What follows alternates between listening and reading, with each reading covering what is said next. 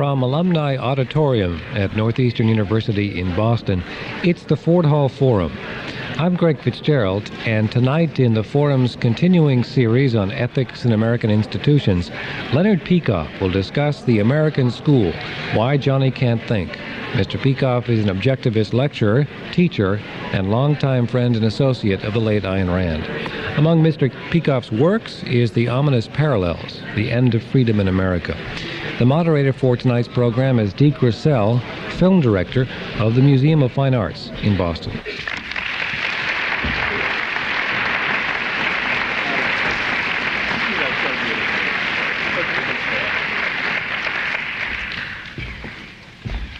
Good evening.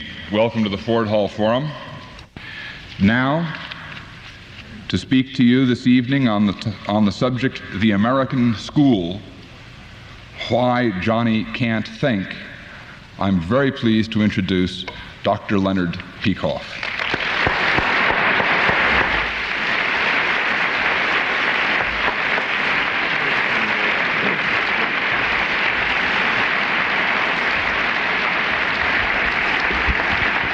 Thank you very much. Thank you.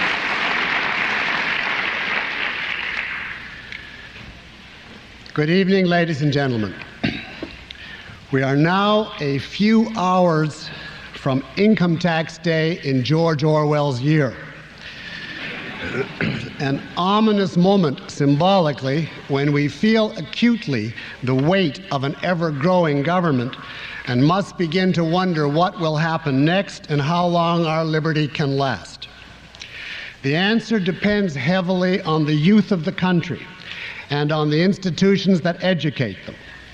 The best indicator of our government tomorrow is our schools today. Are our youngsters being brought up to be free, independent, thinking men and women, or are they being turned into helpless, mindless pawns who will run into the arms of the first dictator that sounds plausible?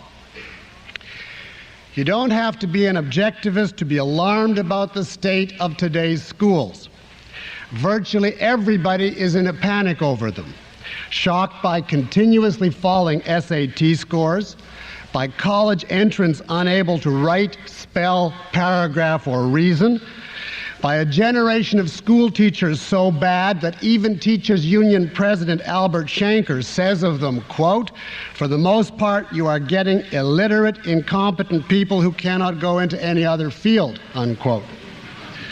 Last November, a new academic achievement test was given to some 600 sixth grade students in 8 industrialized countries.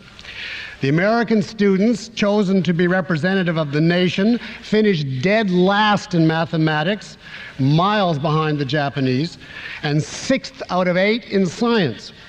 As to geography, 20% of the Americans at one school could not find the U.S. on a world map. The Chicago Tribune reported these findings under the headline, "Study Hands World Dunce Cap to U.S. Pupils."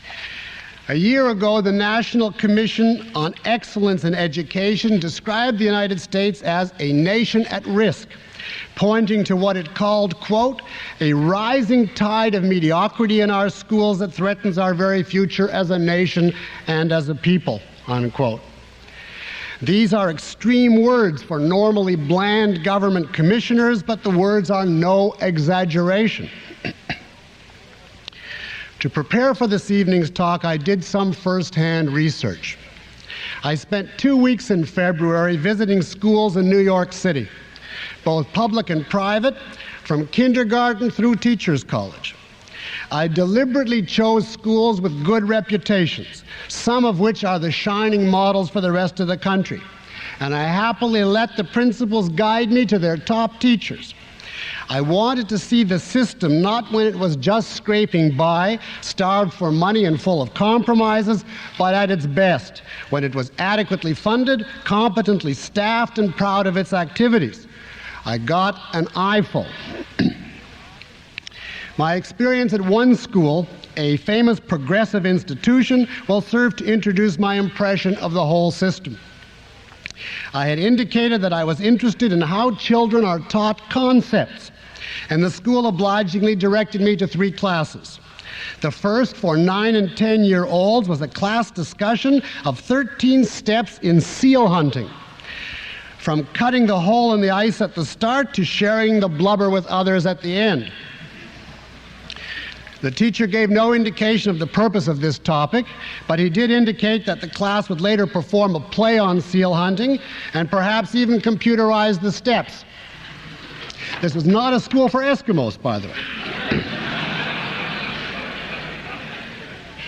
The next class for 13-year-olds consisted of a mock Washington hearing on the question of whether there should be a tax on imported Japanese cars.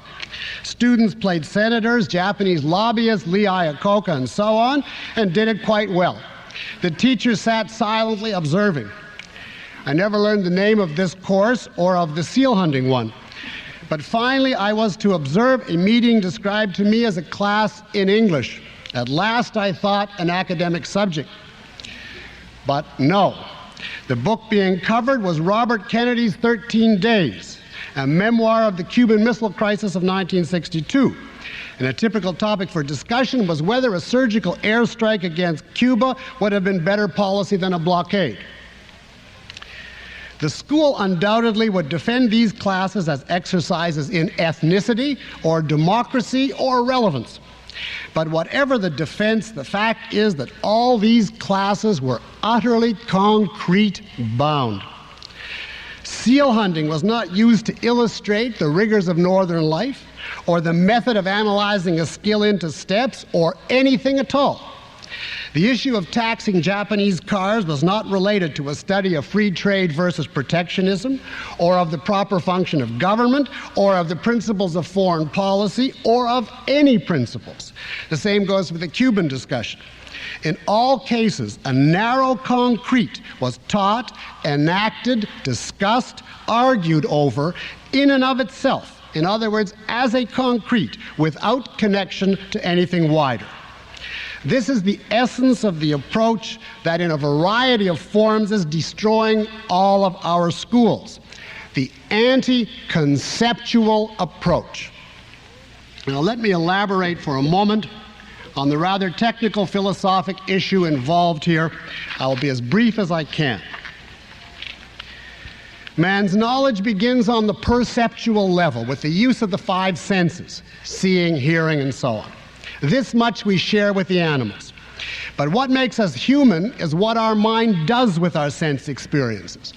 What makes us human is the conceptual level, on which we exercise our capacity to abstract, to grasp common denominators, to classify, to organize our perceptual field.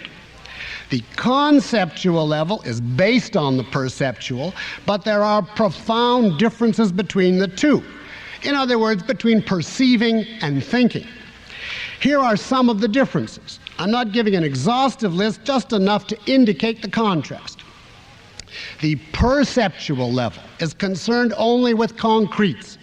For example, a man goes for a casual stroll on the beach. Let's make it a drunken stroll so as to numb the higher faculties and isolate the animal element. He goes for this stroll and he sees a number of concrete entities. Those birds chattering over there, this wave crashing up, that boulder rolling down, etc. He observes, moves on, sees a bit more, forgets the earlier, etc. On the conceptual level, however, we function very differently. We integrate concretes by means of abstractions and thereby immensely expand the amount of material we can deal with. The animal, or drunk, merely looks at a few birds, then forgets them. A functioning man can retain an unlimited number by integrating them all into the concept bird, and can then proceed deliberately to study the nature of birds, their anatomy, habits, and so on. The drunk on his walk is aware of a vast multiplicity of things, waves, rocks, you name it. He lurches past a chaos made of countless entities with no ability to make connections among them. On the conceptual level, however, we do not accept such chaos. We turn a multiplicity into a unity. by finding the common denominators that run through all the seemingly disconnected concretes, and we thereby make them intelligible. For instance, we discover the law of gravity and see that by a single principle we can understand the falling boulder and the rising tide and many other phenomena. On the perceptual level, no special order is necessary. The drunk can totter from bird to rock to tree in any order he wishes and still see them all. But we cannot do that conceptually. On the conceptual level, a definite progression is required. Since we build knowledge on knowledge, we need to know the necessary background material or context at each stage. For example, you can't start calculus before you know arithmetic, or argue about tariff protection before you know the nature of government. Finally, for this brief sketch, on the perceptual level, there is no need of logic, argument, proof. A man sees what he sees, and that's it. But on the conceptual level, we do need proof. We need a method of validating our ideas. We need a guide to let us know what conclusions follow from what data. And that guide is logic. So to sum up this brief contrast, perception as such, the sheer animal capacity, is merely staring at concretes, at a multiplicity of them, in no order, with no context, no proof, no understanding. And all you can know by this means is whatever you are staring at, so long as you are staring. Conception, however, which is the human faculty, the level of thought, involves the formation of abstractions that reduce the multiplicity to an intelligible unity. And this is a process that requires a definite order, a specific context at each stage, and the regular methodical use of logic. Now come back to education. An education that trains a child's mind accordingly is one that teaches him to make connections, to generalize, to see the wider issues and principles involved in any topic. It would achieve this feat by presenting the material to him in a calculated, conceptually proper order, with the necessary context and with the proof that validates each stage.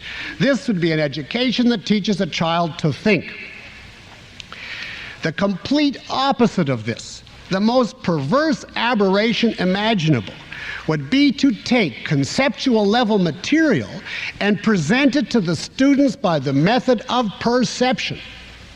This would mean, in essence, taking the students through history, literature, science, etc., on the exact model of that casual, unthinking, drunken walk on the beach. The effect would be to exile the student to a no man's land of cognition, which is neither perception nor conception. What it is, in fact, is destruction. The destruction of the minds of the students and of their motivation to learn. And this is literally what our schools are doing today. Let me illustrate by indicating how various subjects are taught. And I'm speaking in the best schools by the best teachers. And you can then judge for yourself why Johnny can't think. Let's start with history. I went to a grade 8 class on Western European history in a highly regarded, non-progressive school with a university affiliation. The subject that day was, why does human history constantly change? This is an excellent question, which is really part of the philosophy of history. It amounts to asking what factors move history and explain men's past actions. Here are the factors the teacher listed on the board. Competition among classes for land, money, power, or trade routes. Disasters and catastrophes, such as wars and plagues. The personality of leaders. Innovations, technology, new discoveries. Potatoes and coffee were included here. And developments in the rest of the world, which interacts with a given region. At this point, time ran out. But think of what else could qualify as causes by this kind of approach. What about an era's press or means of communication? Is that a causal factor in history? What about people's psychology, including their sexual proclivities? What about their art or their geography? What about the weather? Do you see the hodgepodge the students are being given? History, they're told, is moved by power struggles and diseases and potatoes and wars and chance personalities, etc., etc. Who can make any sense out of such a chaos? Here is a random multiplicity thrown at a youngster without any attempt to conceptualize, to reduce it to an intelligible unity, to trace the operation of principles. This is perceptual level history, simply a torrent of unrelated, disintegrated concretes. To take an actual example, the American Revolution was once taught in the schools on the conceptual level. The revolution's manifold aspects were identified, then united and explained by a principle, namely the commitment of the colonists to individual rights and their resolve, therefore, to throw off the tyrant's yoke. This was a lesson students could understand and find relevant in today's world. But now the same event is given a whole list of alleged causes. The students are given 10 or 50, if they're in graduate school, causes of the revolution, including the big landowners' desire to preserve their estates, and the southern planters' desire for a cancellation of their English debts, and the Bostonians' opposition to tea taxes, and the western land speculators' need to expand past the Appalachians, and so on and so on. No one can retain such a list longer than is required to pass the exam. It must simply be blindly memorized, then regurgitated, then happily and thoroughly forgotten. That is all one can do with disintegrated concretes. If the students were taught by avowed Marxists, if they were told that all of history reflects the clash between the factors of production and the modes of ownership, it would be dead wrong, but it would still be a principle, an integrating generalization, and it would be much less harmful to the student's ability to think. They might still be open to argument on the subject. But to be taught an unconceptualized hash is to imply that history is a tale told by an idiot, without wider meaning and therefore irrelevant to the present.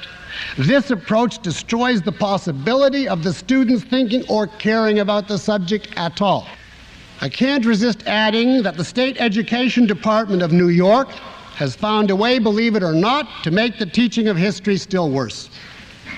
You would think that in history, at least, the necessary order of presenting the material is self-evident.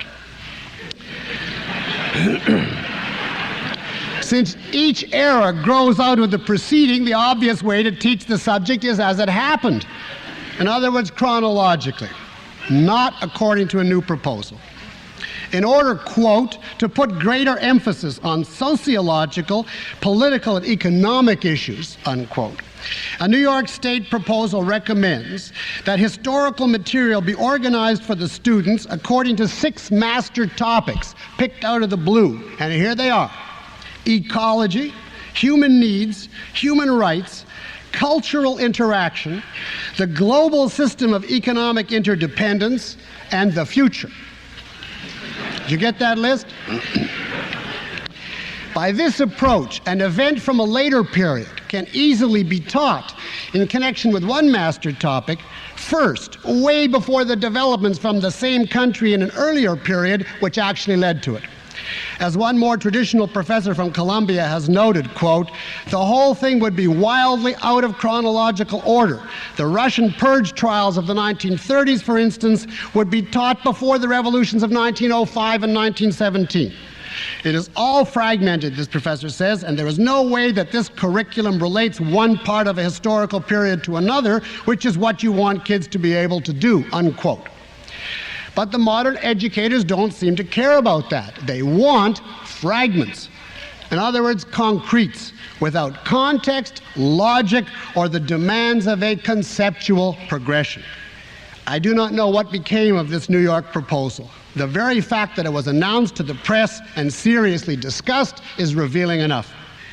Given the way that history is now being taught, it is not surprising that huge chunks of it get forgotten by the students or never taken in at all. The result is many adolescents' shocking ignorance of the most elementary historical or current facts. One man wrote recently in the Washington Post of his experiences talking with today's teenagers. He found high school graduates who did not know anything at all about World War II, including what happened at Pearl Harbor or what country the United States was fighting in the Pacific. Who won? One college student asked him. At one point, the writer and a girl who was a junior at the University of Southern California were watching television coverage of Poland after martial law had been imposed. The set showed political prisoners being put into a cage. The girl could not understand it. Quote, "Why don't they just leave and come to LA?" she asked. I explained, he writes, I'm quoting him, that they were not allowed to leave. They're not, she said, why not? I explained, he goes on, that in totalitarian states, citizens usually could not emigrate. They can't, she said, since when? Is that something new?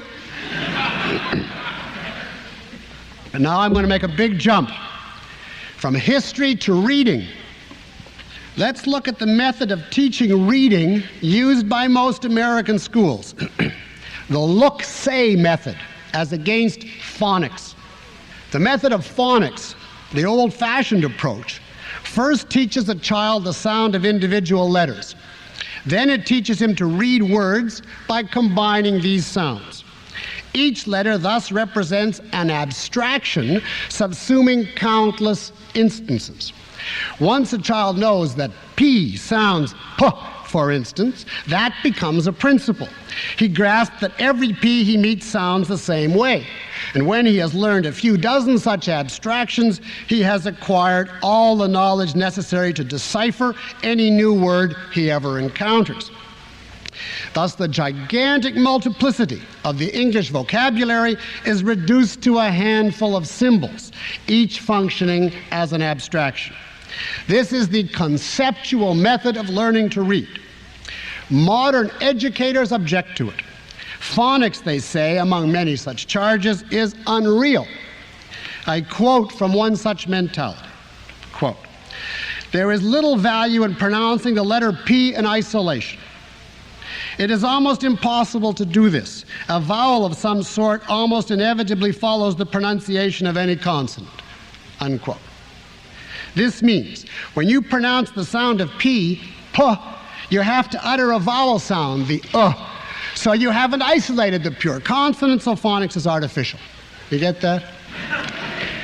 Why can't you isolate in your mind, focusing only on the consonant sound, ignoring the accompanying vowel for purposes of analysis?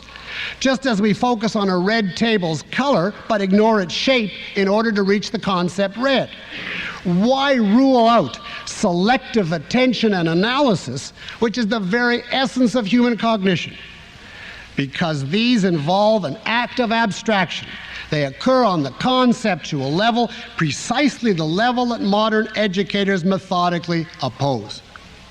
Their favored method, look-say, which is overwhelmingly dominant in our schools, dispenses completely with abstractions.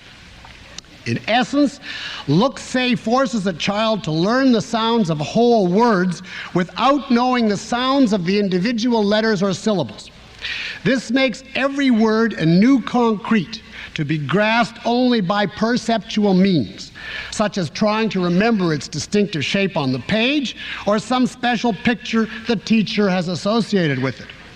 This amounts to heaping on the student a vast multiplicity of concretes and saying, in effect, stare at these and memorize them.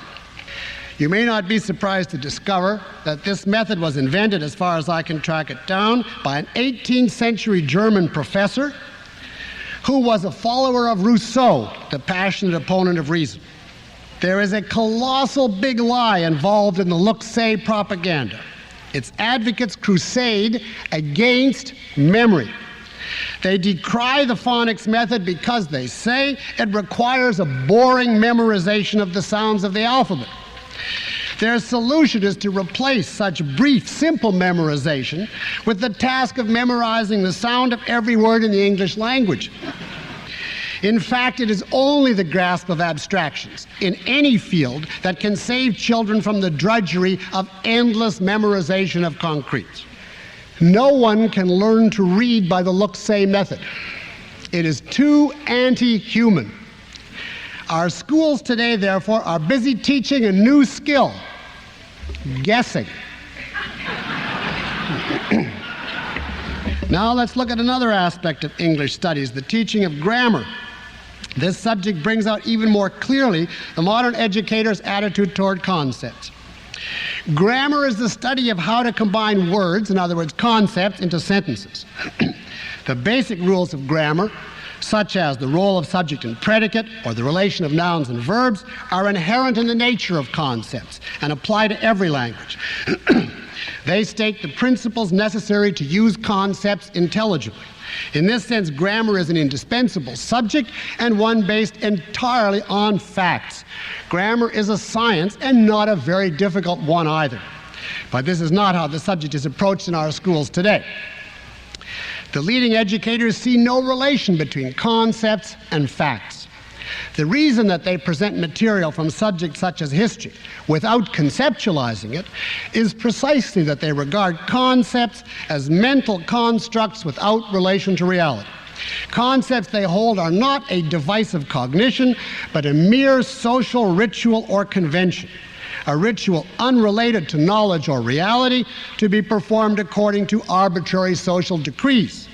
It follows that grammar is purely social, a set of arbitrary rules decreed by society for no objectively defensible reason. I quote from a book on linguistics written by a modern professor for English teachers, quote, "Because we know that language is arbitrary and changing, a teacher's attitude toward non-standard usage should be one of acceptance. One level of language is not better than another. This is why the term non-standard is preferable to substandard in describing such usage as, 'he don't do it, was you there?' A person who uses terms such as these will probably be penalized in terms of social and educational advancement in our society, however, and it is for this reason that the teacher helps children work toward and eventually achieve standard usage, perhaps as a second language," unquote. This is a book for English teachers. In other words, there's no correct or incorrect anymore, not in any aspect of language. There's only the senseless prejudice of society. And I saw the results of this approach in the classroom. I watched an excellent public school teacher trying to explain to her class the possessive forms of nouns. She gave a clear statement of the rules with striking examples and frequent repetition. She was dynamic, she was colorful, she was teaching her heart out to get the point across. But it was futile. This teacher could not be expected to be a philosopher of language, and she could not combat the idea, implicit in the textbook and in all the years of the student's earlier schooling, that grammar is purposeless. The students seemed impervious to instruction and incapable of attention, even when the teacher would blow a shrieking police whistle to shock them momentarily into silence. To them, the subject, which she did regularly, to them, the subject was nothing but senseless rules. The apostrophe goes here in this case, there and that, etc. Here was a whole science reduced to disintegrated concretes that had to be blindly memorized, just like the 10 causes of the American Revolution or the 10 shapes of the last look-say session. You might wonder how one teaches composition, the methods of expressing one's thoughts clearly and eloquently in writing, given today's philosophy of grammar and of concepts. I will answer by reading excerpts from a recent manifesto and asking you to identify its author. Quote, "We affirm the students' right to their own patterns and varieties of language, the dialects of their nurture or whatever dialects in which they find their own identity and style. The claim that any one dialect is unacceptable amounts to an attempt of one social group to exert its dominance over another," unquote. If so, who needs English teachers? Now, who said this? Was it some ignorant, hot-headed teenagers drunk on the notion of student power? No. It was an official declaration of the National Council of Teachers of English. If you want a hint as to the philosophy behind this approach, I will mention in passing that the editor of College English, which is one of the major journals of the profession, objects to, quote, an industrial society that will continue to want from us composition, verbal manners, discipline in problem solving, and docile rationality, unquote. You see how explicit this is. The climax of his enemies list is rationality. Now let's touch on the teaching of science in our schools. On this topic there's an instructive book titled Creative Sciencing. Creative Sciencing, written by 2 Purdue University professors. It tells science teachers how to teach their subject properly.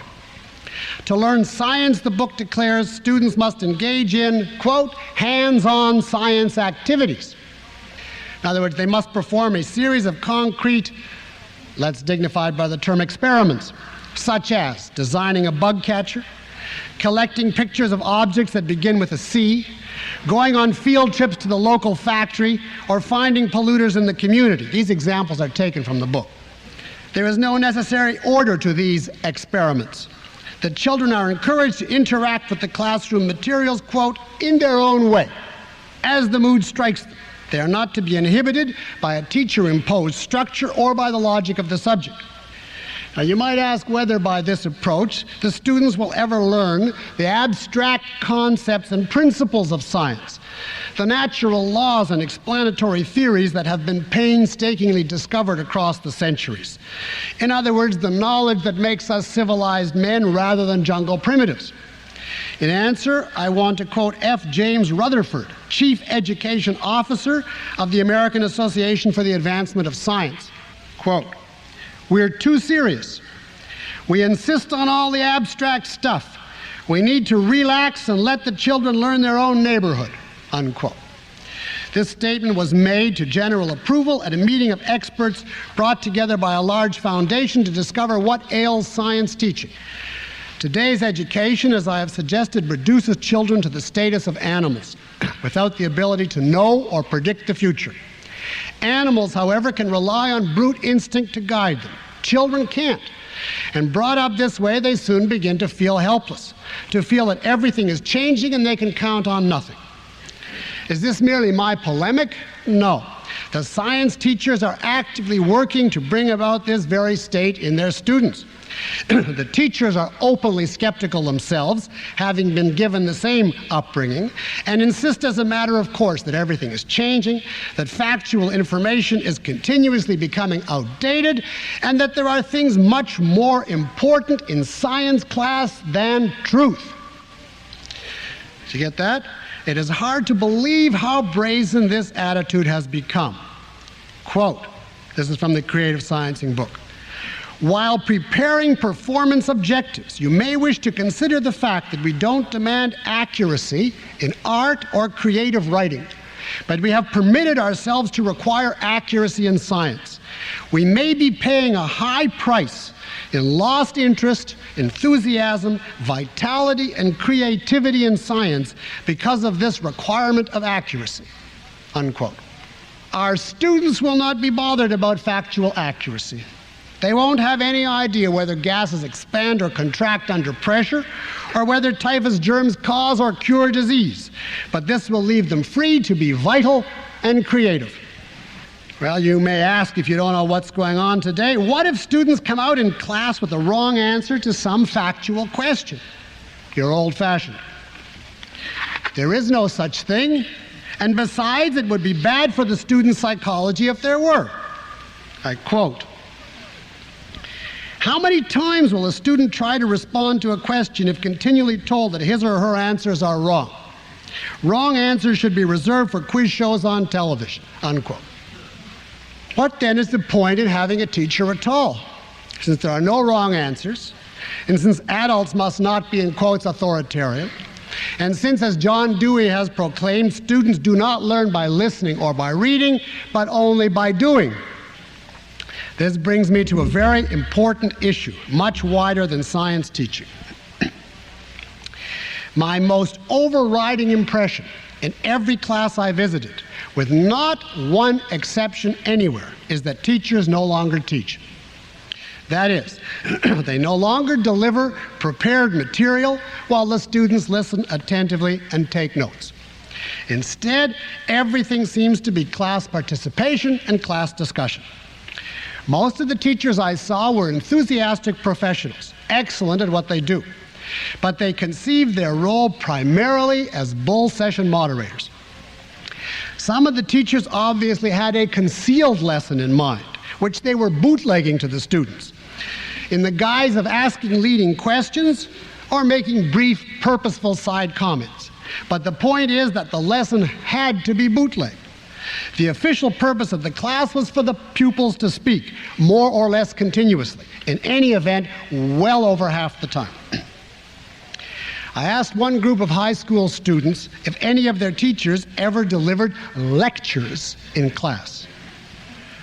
"Oh no," they answered incredulously, as though I had come from another planet or a barbaric past. "No one does that anymore." The defenses I have heard for this anti-teaching approach are one and all senseless.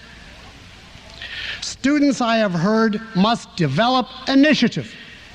They should discover knowledge on their own, not be spoon-fed by the teachers. Why then go to school? Schooling is a process in which an expert is paid to impart his superior knowledge to ignorant beginners. How can this involve shelving the expert and leaving the ignorant to shift for themselves? What would you think of a doctor who told a patient to cure himself because the doctor opposed spoon-feeding? Students, I have heard, should be creative, not merely passive and receptive. How can they be creative before they know anything? Creativity does not arise in a void. It can develop only after one masters the current cognitive context. A creative ignoramus is a contradiction in terms. We teach the method of thought, I have heard it said, rather than the content. This is the most fantastic claim of all. Let's leave aside the obvious fact that method cannot exist apart from some content. The more important point here is that thought is precisely what cannot be taught by the discussion approach. If you want to teach thought, you first have to put up a sign at the front of the class in big letters: children should be seen and not heard. To be exact, they may be heard as an adjunct of the lesson if the teacher wishes to probe their knowledge, or answer a question of clarification, or entertain a brief comment. But the dominant presence and voice must be that of the teacher, the cognitive expert, who should be feeding the material to the class in a highly purposeful fashion, carefully balancing concretes and abstractions, preparing for and then drawing and then interrelating generalizations, identifying the evidence at each point, etc. These are the processes that must first be absorbed year after year after year by the student on a whole succession of different contents. In the end, such training will gel in his mind into a knowledge of how to think, which he can then do on his own without any teacher. But he can never even begin to learn these processes in the chaotic hullabaloo of a perpetual class discussion with equally ignorant peers. Have you seen the recent television debates among the Democratic candidates? Do you regard these spectacles of arbitrary assertions, constant subject switching, absurd concrete boundedness, and ad hominem attacks as examples of thinking? This is exactly the pattern that is being taught as thinking today by the class discussion method. An educator with the faintest notion of the requirements of the conceptual level would never dream of running a school this way. But an educator contemptuous of concepts and therefore of knowledge would see no objection to it. In the class discussions I saw, the students were constantly asked by the teacher to state their own opinion. They were asked it in regard to issues about which they obviously had no idea how to have an opinion, since they had no knowledge of the relevant facts or principles and no idea of the methods of coherent logical argument. Most of the time, in fact, the students were honest. They had no opinion in the sense of a sincere, even if mistaken, conviction on the question at hand. but they knew that they were expected by the teacher to express themselves. Time and again, therefore, time and again I heard the following. Student, I like or dislike X. Teacher, why? Student, because I do, that's my opinion. To which the teacher would nod and say, very interesting, or good point.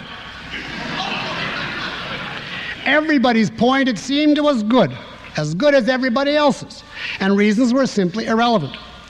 The obvious conclusion being fostered in the minds of the class was, it's all arbitrary, anything goes, and no one really knows. The result is not only the spread of subjectivism, but of a self-righteous subjectivism which can't even imagine what objectivity would consist of. Project a dozen years of this kind of daily processing.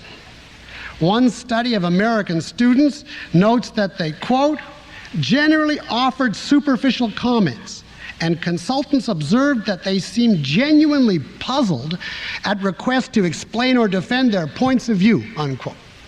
What else could one expect?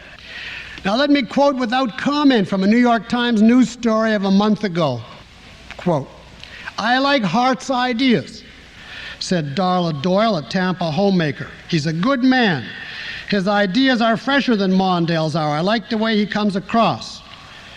Continuing the quote, a reporter asked Mrs. Doyle to identify the ideas that appealed to her. That's an unfair question, she said, asking for a moment to consider her answer. Then she replied, he wants to talk with Russia, unquote. This comes from a story headlined, Hearts fans can't say why they are. According to John Dewey, students are bored by lectures, but motivated by collective doing. Not the ones I saw. Almost every class was a continuous turmoil, created by students waving their hands to speak, dropping books, giggling, calling out remarks, whispering asides to each other, yawning, fidgeting, shifting, shuffling, etc. The dominant emotion was a painful boredom, the infallible sign of minds being mercilessly stunted and starved. Perhaps this explains the magic influence of the bell. The instant it rang, everywhere I went, the room was empty, as though helpless victims were running for their lives from a dread plague. And so, in a sense, they were.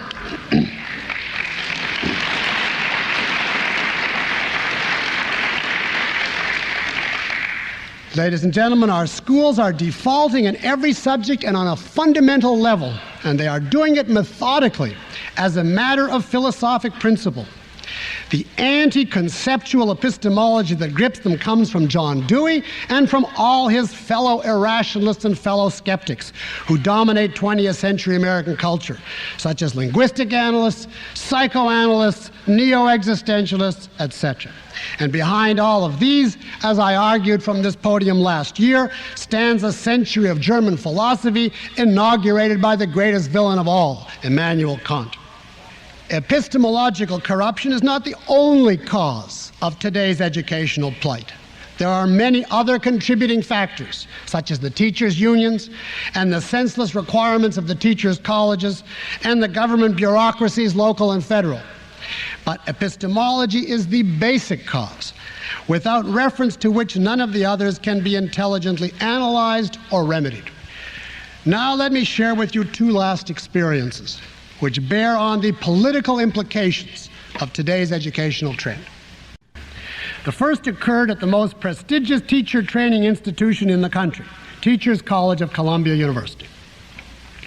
In my first class there, chosen more or less at random, the professor made the following pronouncement to a group of 60 future teachers.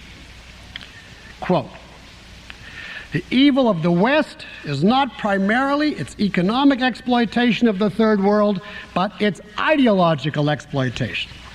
The crime of the West was to impose upon the communal culture of Africa the concept of the individual, unquote. I thought I had heard everything, but this shocked me. I looked around, the future teachers were dutifully taking it down, no objections. Despite their talk about self-expression, today's educators have to inculcate collectivism, because man's organ of individuality is his mind, Deprived of that, he is nothing and can do nothing but huddle into a group as his only means of survival. The second experience occurred in a class of juniors and seniors at a high school for the academically gifted. The students had just returned from a visit to the United Nations, where they had met with an official of the Russian delegation, and they were eager to discuss their reactions. The class obviously disliked the Russian and felt that his answers to their questions about life in Russia had been largely evasions or lies. But soon someone remarked that we Americans are accustomed to believing what our government says, while the Russians naturally believe theirs. So how do I know, he concluded, maybe everything is a lie? What is truth? Asked one boy, seemingly quite sincere. The class laughed, as though this were obviously unanswerable. Neither side is good, said another student. Both countries lie all the time. But the issue is the percentage. What we need to know, he went on, is how much they lie. Is it 99% for one, for example, versus 82% for the other? After a lot more of this, including some pretty weak arguments in favor of America by a small patriotic faction, one boy summed up what seemed to be the emerging consensus. We can never know who is lying or telling the truth, he said. The only thing we can know is bare fact. For example, he said, we can know that a Korean airliner was shot down by the Russians. But as to the Russian story of the cause versus our story, that is mere opinion. To which one girl replied in all seriousness, but we can't know even that. None of us saw the plane shot down. Now, this class discussion was, to me, the climax of my tour. It was as though I were witnessing the condensed essence of a perceptual level schooling. Thought these students were saying is helpless.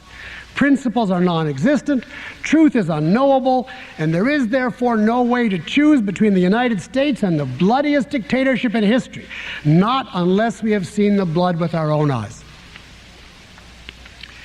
These youngsters represent the future of our country.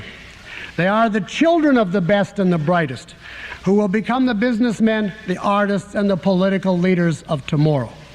Do you think that this kind of generation has the strength, I mean the intellectual strength, the strength of conviction, necessary to uphold the American heritage in an era dominated by incipient big brothers at home and missile-rattling enemies abroad?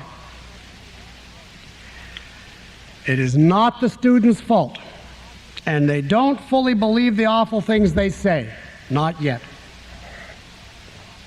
The ones I saw at every school except for Columbia, and here I want to register some positive impressions. The students I saw were extremely likable. For the most part, they struck me as clean-cut, well-mannered, exuberant, intelligent, innocent. They were not like the typical college or graduate student one meets, who is already hardening into a permanent brash cynic or skeptic. These youngsters, despite all their doubts and scars, still seemed eager to discover some answers, albeit sporadically. They were still clinging to vestiges of the idea that their minds could understand reality and make sense of the world. They are still open to reason if someone would teach it to them. Nor is it basically the teacher's fault. The ones I saw were not at all like the college professors I know, who generally reek of stale malice and delight in wrecking their students' minds. The teachers seemed to take their job seriously. They genuinely liked their classes and wanted to educate them. But given the direction of their own training, they were unable to do it.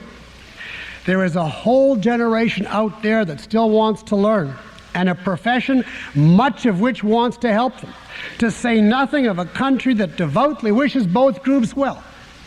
Everything anyone would need to save the world is there. It's waiting, and all that's required to activate it is what? What is the solution? Merit pay. First, we need a definition of merit. In other words, of the purpose of teaching. Is the solution more classes and computers? We have enough children who know Fortran but not English.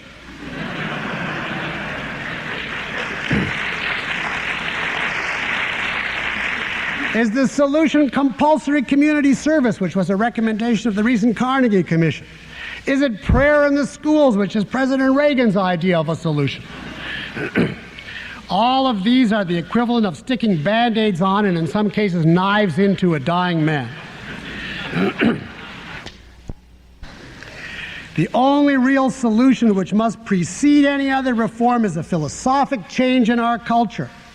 We need a philosophy that will teach our colleges, and thereby our school teachers, and thus finally our youngsters, an abiding respect.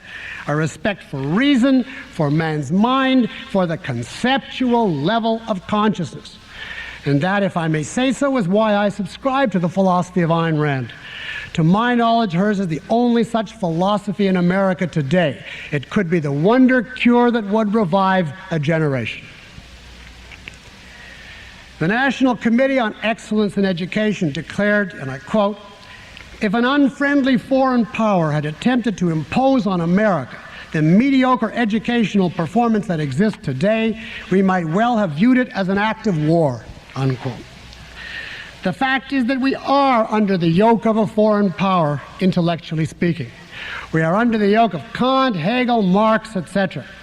What we need now is another declaration of independence.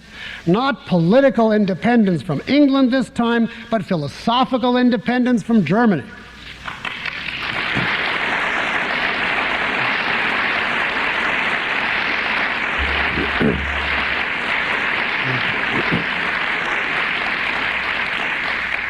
To achieve this is a monumental job which will take many decades.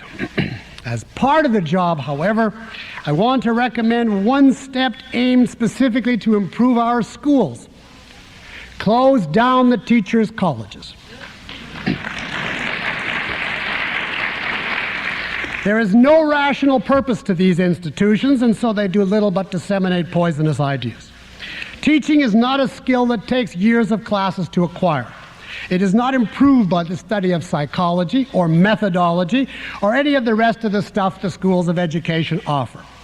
Teaching requires only the obvious: motivation, common sense, experience, a few good books on technique, and above all, a knowledge of the material being taught. Teachers have to be masters of their subject.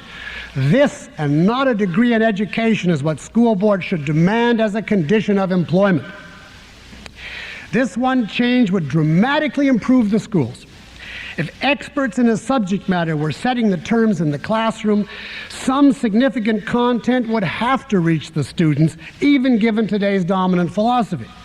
In addition, the basket cases who know only the newspeak of their education professors would be out of a job, which would be another great improvement. This reform, of course, would be resisted to the end by today's educational establishment and can hardly be achieved nationally without a basic philosophic change in the country.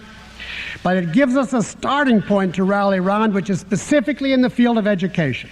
If you are a parent or a teacher or just a concerned local taxpayer, you can start the battle for quality in education by demanding loudly, even in today's corrupt state, demanding that the teachers your school employs know what they're talking about and then talk about it. Thank you. A quote from Thomas Jefferson: "If a nation expects to be ignorant and free, it expects what never was and never will be," unquote. Let us fight to make our schools once again bastions of knowledge. Then no dictator can rise among us by counting, like Big Brother in 1984, on the enshrinement of ignorance. And then we may once again have a human future before us. Thank you.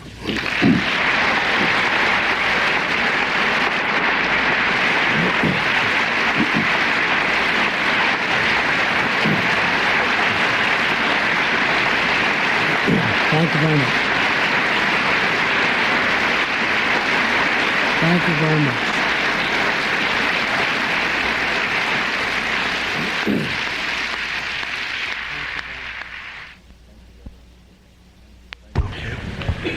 Thank you very much for that.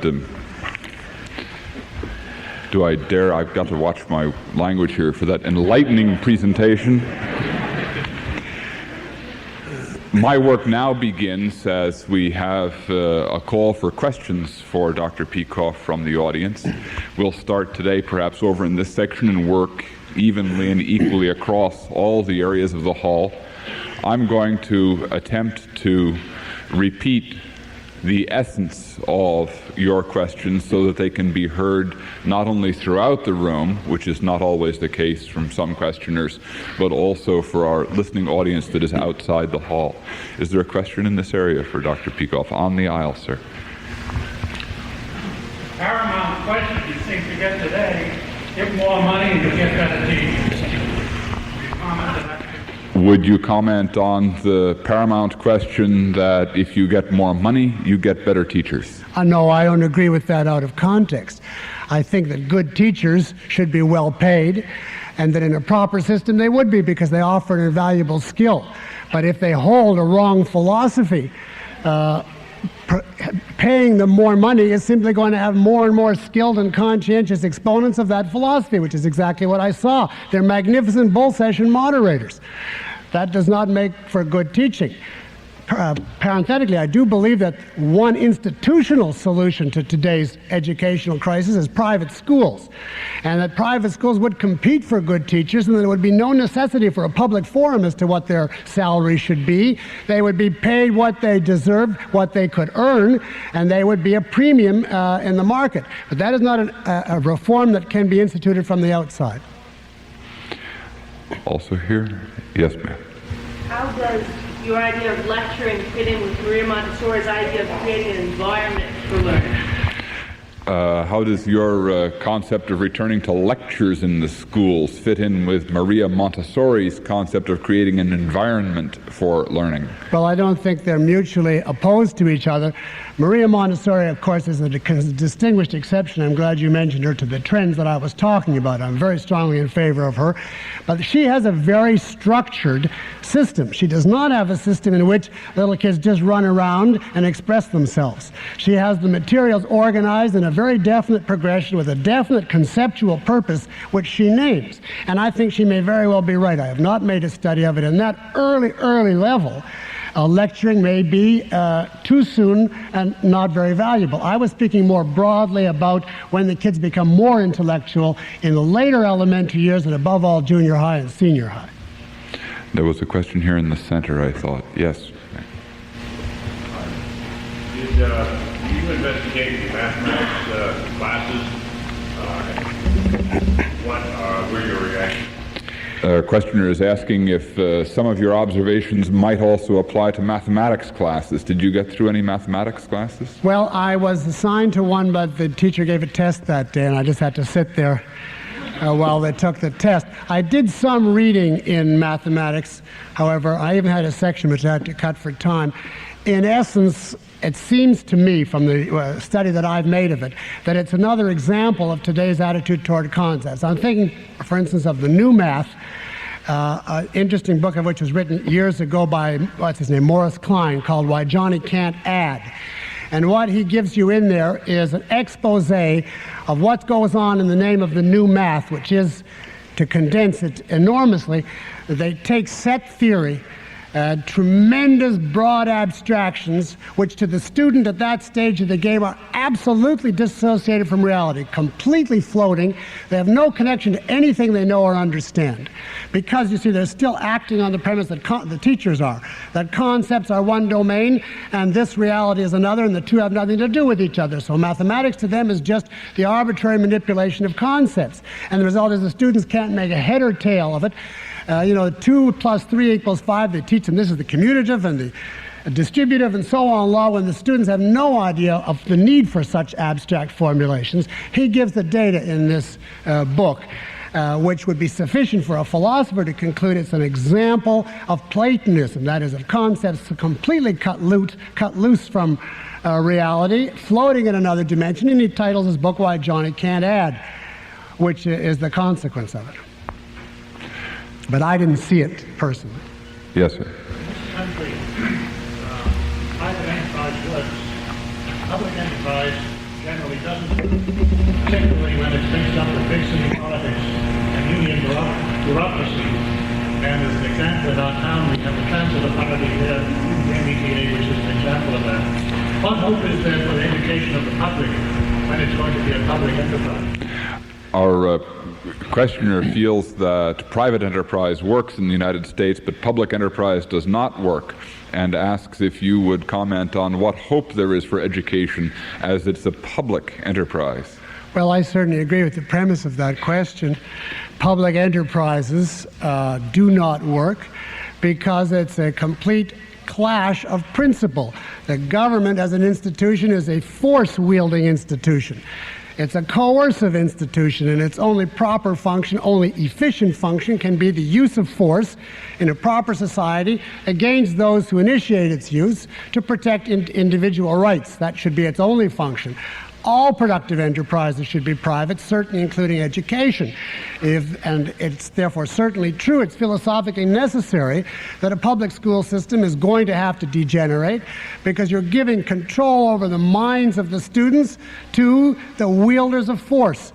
And that has to lead to the kind of degradation that we have now. So I certainly agree with the premise. The question is, what hope is there?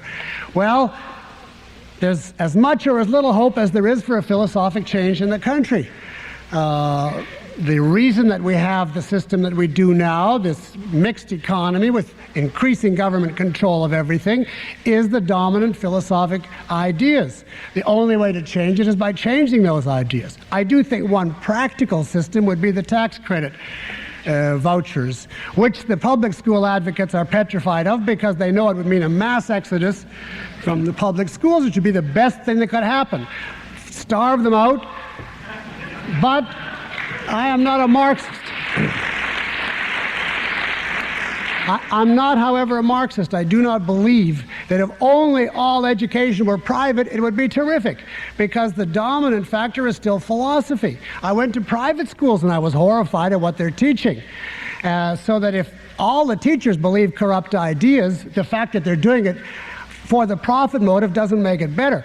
All it means is there would be more of a chance for someone like the questioner or whoever who wants to fight against them not to have an entrenched governmental bureaucracy and to start a school on a modest scale and maybe have better ideas in his school. But the ultimate solution, I don't know any short-circuit solution other than what I said in the talk, a philosophic change, and that is a long period of time. And what can happen between now and then, you need a prognosticator for.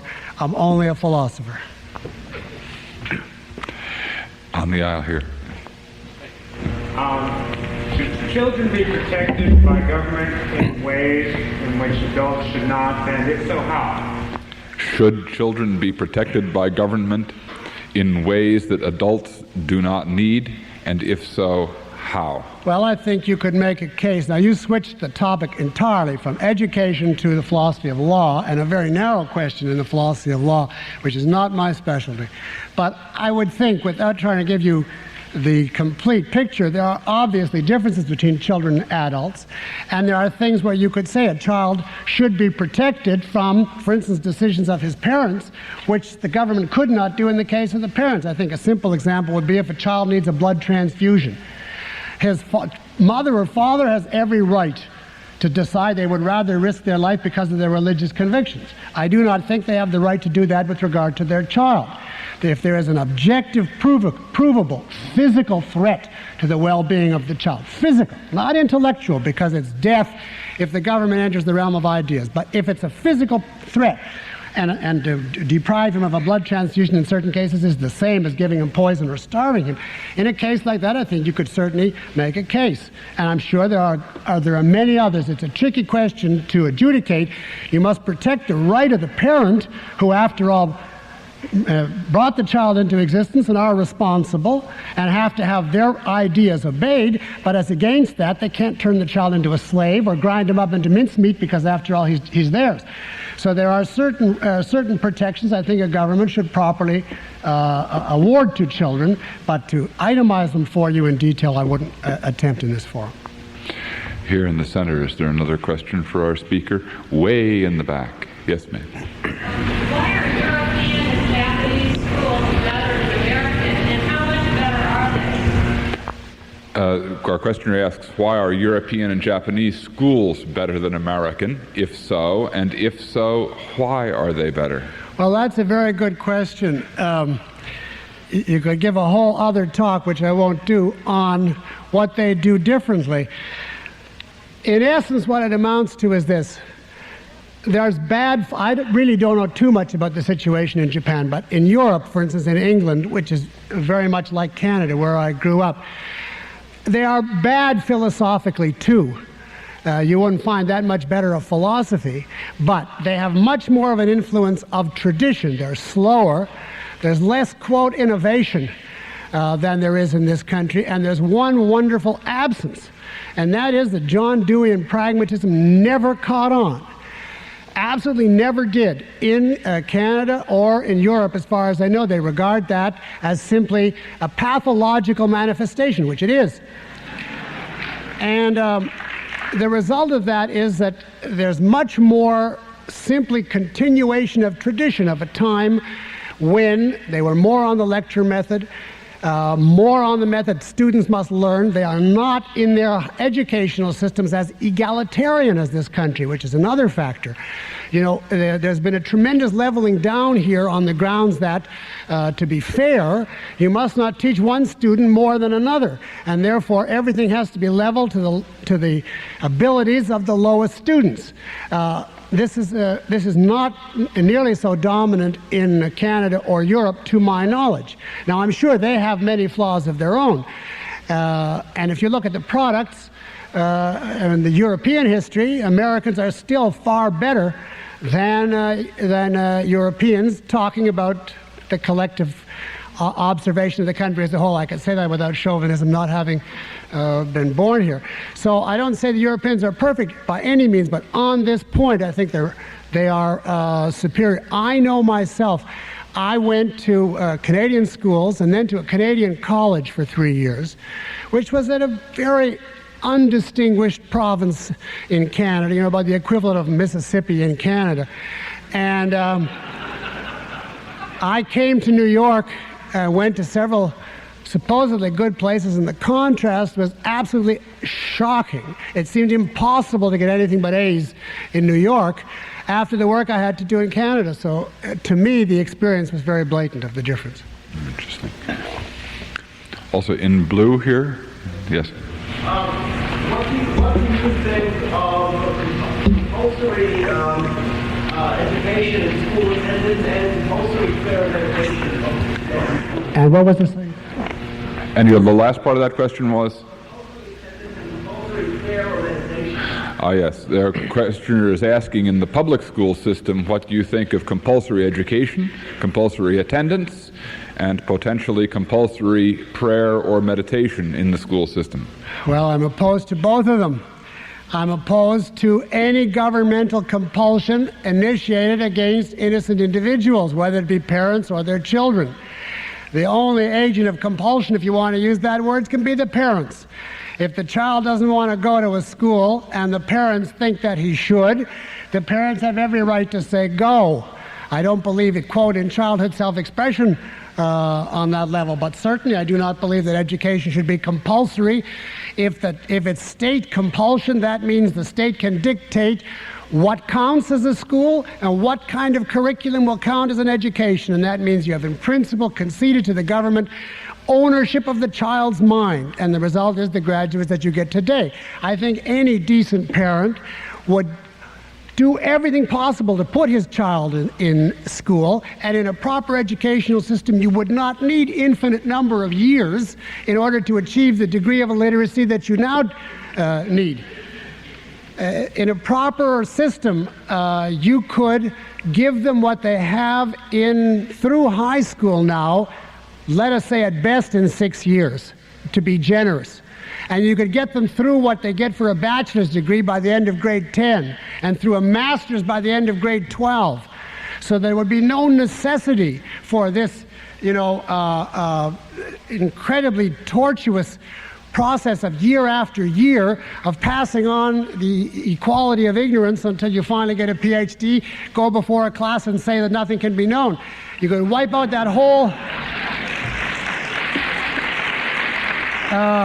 system so it would not be that expensive. Education is not a lifetime work. John Stuart Mill knew Greek and Latin at the age of, 3 or 3.5. He was okay, he was pretty smart, but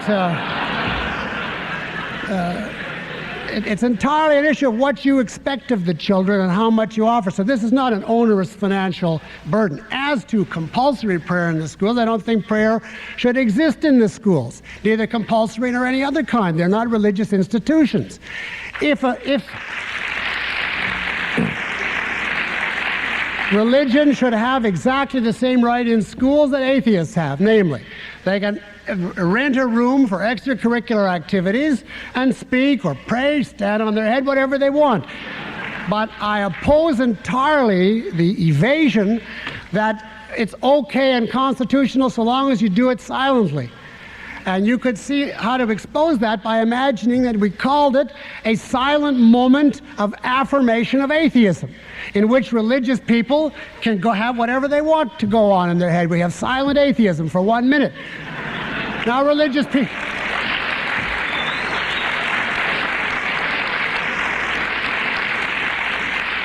Religious people would properly be scandalized. They would say that is a farce. Once you're saying it's affirmation of atheism, you are making us second-class citizens, even if you're not saying anything more. And the exact same is true with anything described as prayer or meditation. Now, if it's thought, it shouldn't be silent, and the schools are in a bad state if they need 1 moment of thought.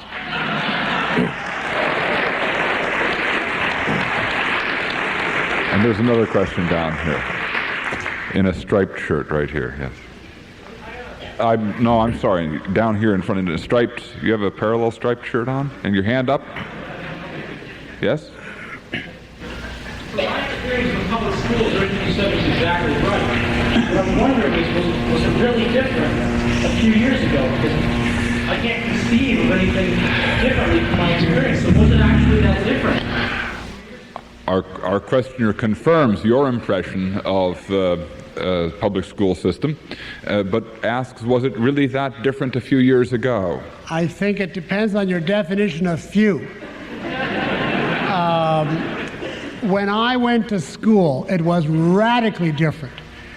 I think we only had 11 years of school from 1 to 11 in the province I went to school. In 11 years, I think we had 3 class discussions that I can remember. And as soon as the teacher would come in and say, we're going to have discussion today, everyone knew this teacher is unprepared. She's killing time. All the class show-offs took over. And you knew it was a completely dead period. I never heard of such a thing. On top of which, we started grammar, as far as I can remember, in grade 2. We had parsing as a regular subject, along with reading and writing and so on. Diagramming sentences and analysis and so on. Things were certainly enormously, in my experience, overwhelmingly different. Now, I grant you that was in the 40s. So that's more than a few years. But my guess from the general knowledge of the culture would be that it's a gradual deterioration across time. And a question down here? Yes, sir, in green. I'm not exactly if this is a question, but it's been my experience, at least at the elementary level, that at least in this area, boys and girls have a lot of grammar and a lot of phonics. Now, would you care to comment? At least in this area, and that's a fact. Okay. Our questioner is saying that in the Boston area, he feels that it's been his experience that there's been a lot of grammar and a lot of phonics taught. Well, I obviously have not surveyed every place. It's always possible that there are pockets of sanity in a very bad overall situation. I must say, not to be a rude guest, I would be surprised if Boston, with the influence of all of the universities around here, were one of those better places. But it's possible. However, let's make a distinction here. There are many places that teach grammar, for instance. But what is very crucial is how grammar is taught. If grammar is taught on the method that I illustrated in the talk, that is, rote rules, which the students do not grasp the logic of, for practical purposes, there's no use teaching it. They memorize a few things, but they don't see the logic of it. They have a tremendous resentment against it. They never really learn it, and they feel inhibited in writing because they feel there's some kind of things I got to live up to, and I don't know what they are. So grammar improperly taught is not a big improvement.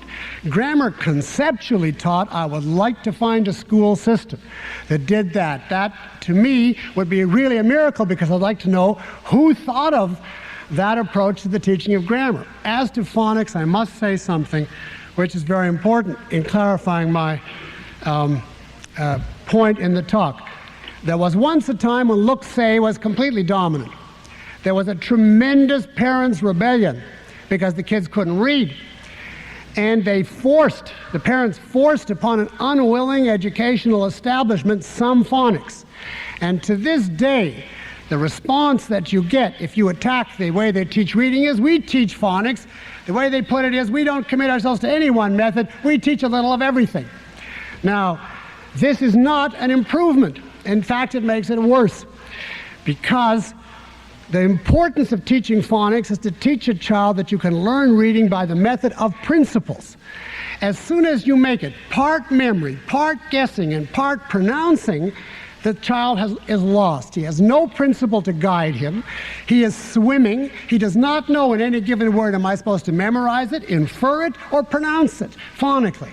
And the result is that the combination of methods I have read, and I can see the logic of this, is worse than if they just gave the pure look-say by itself and let the child discover phonics as its antithesis, rather than try to blend the two. It's like a parallel. A purely socialist system would break down of its own corruption.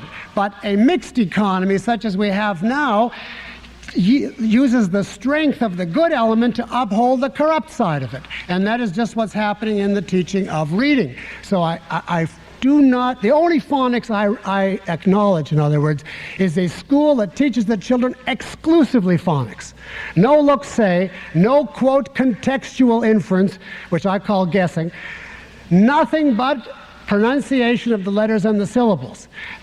For details, I would strongly suggest the book by Rudolf Flesch, either Why Johnny Can't Read or Why Johnny Still Can't Read, which is his sequel to it. He takes all of the evasions offered by the look-say side and exposes them one at a time. And one of them is, well, we do teach phonics. We teach everything. All right. Is there another question along and through here in white? Yes, sir. You said during your speech that if the schools were to teach methods of thinking, they should at least be taught by teachers. Do you actually advocate such courses in methods of thinking? And if so, at what school level, before or after a certain amount of content is mastered? Our questioner is asking about the teaching of thinking in schools. Should it be taught by teachers? If so, at what grade level and in what way? Well, I am very, very hesitant to endorse the teaching of thinking as such in the grade schools, because that is a very, very sophisticated skill. You have to be able to abstract away from content and focus only on mental processes. Very delicate, tricky mental processes. In order to be able to do this, you must have a tremendous wealth of instances. In other words, a tremendous amount of content first, where you've seen a method of being logical on this case, on this case, on this case, on this case. That's what I tried to indicate in the talk, year after year, and then the teacher can stand back and abstract and say, now you see what he was doing is going, if this, then this, or you can't do this because it's appealing to authority, or whatever. In other words, the teaching of method is as such, not simply by example and instance on a content, but as a deliberate study, has to come late in a student's development. Now, I would not necessarily insist that it has to wait, for college, but I would say it has to wait at minimum until something like grades 10 or 11, given today's educational structure. They are simply not old enough and not solid enough on content to be able to turn on method. You know that the human race had a history, and it was not accidental. For the first couple of centuries, philosophers looked out at the world. They extrospected, they acquired content, and only after this were we able to get philosophers like Socrates and so on turn inward and see what mental processes were we using in studying the outside world. And there is a logic to why extrospection must precede introspection. The study of method is a very delicate introspective issue, and therefore I think it's a big mistake to do it too soon. As to how it should be done, it should be done in conjunction with a proper curriculum so that the children have had so many examples of all the key processes, some of the ones I indicated, that by the time you get to it, you can abstract from what they have themselves seen and start to give them some indication of induction, deduction, fallacies, context, and so on. And then ideally, you'd give them a course in Aristotelian logic and hope for the best. That's approximately how I would see it. There's another question along the aisle here. Yes, and why? Yeah. Go ahead. I was wondering if Dr. Peikoff could tell us the similarities between the educational system today and pre-Nazi Germany's educational system. Our questioner is asking if you have any reflections on potential similarities between the educational system in the United States today and that in pre-Nazi Germany, just before 1933. Well, pre-Nazi Germany, I try to indicate in my book, The Ominous Parallels, divided into two kinds of education. One was similar to what I'm talking about now. That was the more progressive type, and that was endorsed by the leftists in the Weimar Republic. For instance, the classic school of that is the Karl Marx Schule in Berlin. And they were very much like what I've been describing here as unstructured, subjective, self-expression, collectivistic, the whole standard. Dewey was a big thing in Germany at that time. Not only Dewey, of course. The other side of German education was the type that I did not discuss here, but it's a variation on an anti-reason theme, and that is the Prussian axis. Now, that never went over in America, and the Prussian axis is equally mindless, but from a different point of view. They just came in and, Achtung, delivered what the students had to memorize, and there was no such thing as grasping it conceptually either. It was simply memorized rules that the students had to take. So whether it's memorized rules emanating from Prussia or memorized concretes emanating from Dewey, it's the same idea but two different forms. The Prussian side I didn't discuss because it has no counterpart, thank goodness, here, but it is not the alternative to this type of education. Yeah, perhaps one more question here in the... Yeah, go ahead, sir. You mentioned that the ultimate salvation for this status quo is the acceptance of a rational philosophy, namely objectivism. Could you comment on the degree of penetration, as you see it, of objectivism into the culture from a historical perspective over the past decade or two? I think that our questioner is now asking for your next year's topic, but asking if you would comment quickly on the historical penetration of objectivism into the general run of American culture over the past period of time. Well, I don't think I have anything very dramatic to say. 2 decades, if that's the period you gave me, is 1964, say. And in that period of time, I think a tremendous number of people have read Ayn Rand's works, and a certain percentage of them have written me and asked questions about them. The most hopeful sign that I think from that period is the rise of high school and college students who are objectivists, which is something that I did not see nearly so much 20 years ago. I think one of the most hopeful signs, for instance, is that at Berkeley, out of the University of California, this last, spring, a course was offered on objectivism by Harry Binswanger, who is here in the audience today, and it had something like 35 undergraduates very eager, enrolled. I've seen that kind of enthusiasm, so the students are there. in ever greater numbers. The problem is that the opposition from the university faculties intensifies as the student interest intensifies. The hostility is truly beyond belief. To tell you just one episode in connection with Berkeley, the chairman of the philosophy department there approved this course and subsequently was given a copy of my book, The Ominous Parallels, read it, and sent a memo to the department, a copy of which was sent to me, in which he quoted 5 paragraphs from the book accurately and stated he does not believe that these kind of ideas should be presented to students at Berkeley. Now, you know, with today's frenzy of academic freedom, there is no communist or mass murderer who does not teach courses for credit in the name of academic freedom. But in a case like this, they feel entirely free openly to flout their cherished requirement, and the explanation is very simple. They want controversy on campus as long as it's not controversial. And as soon as something comes along that does challenge today's dominant ideas, I truly believe that there is a percentage of professors, and not a very minor percentage either, paranoid as this may sound, who would rather close the universities than permit that. The only question is, can we break through that? I think it's possible, but I can't say that in 20 years there's been encouraging progress in that direction. I'm sorry. Here on the left side, perhaps on the aisle at the rear. Yes. Comment on television programming, how it affects thinking in the classroom, both by student and teacher. Secondly of all, has anyone written a book called Why Johnny Can Read But Can't Listen? About why Johnny can hear but can't listen? Two parts to that question. First, would you comment on how watching television has had an impact on the classroom, both for teachers and students? And secondly, has anyone ever written a book called Why Johnny Can Hear But Can't Listen? Well, probably, because every conceivable title has been used several times.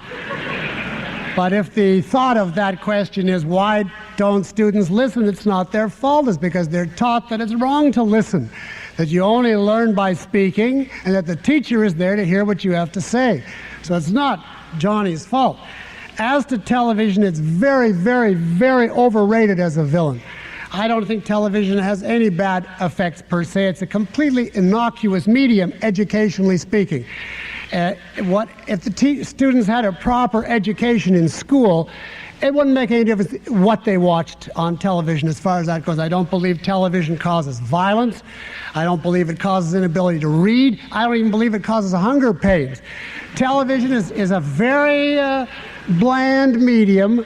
It's a minor teaching adjunct, not too important to a conceptual level of teaching. It's very important for the perceptual level because you can show a lot of pictures on it.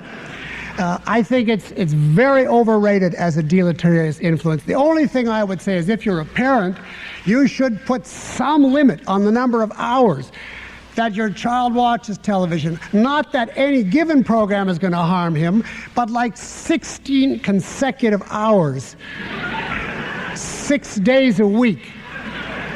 They begin to glaze over, and it has an effect, like the injection of some substance. So I would certainly, if I had children, I would put a definite limit on the number of hours, but that's the only thing I would do. Dr. Peikoff, if you'll excuse me just for a moment, I want to thank the audience for coming out on such a dismal kind of evening, and you for laboring so hard and so long on our behalf, but I quit. Thank